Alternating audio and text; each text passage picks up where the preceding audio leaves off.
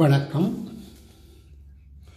ரமண மகர்ஷியின் உள்ளது நற்பது பாடல் 8.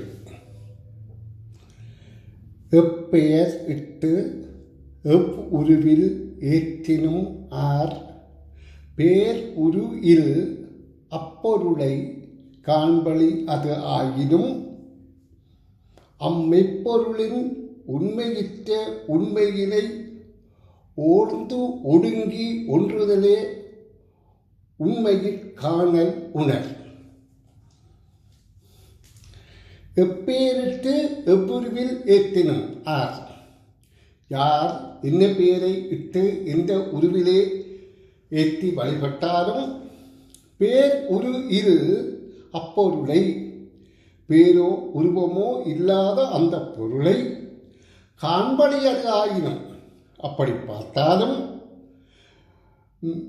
அம்மெய்ப்பொருளின் அந்த மெய்ப்பொருளின் உண்மையின் தன் உண்மையினை ஓந்தொடுங்கி ஒன்றுதலே, அந்த மெய்ப்பொருளின் உண்மையை தன் உண்மையினை ஓர்ந்தொடுங்கி, தன் உண்மையிலே ஓர்ந்து ஒடுங்கி உண்மையில் காணல் உணர். தன்னில் தான் இறையை காண வேண்டும் என்பது ரமண மகர்ஷியின் இறுதி முடிவாகும்.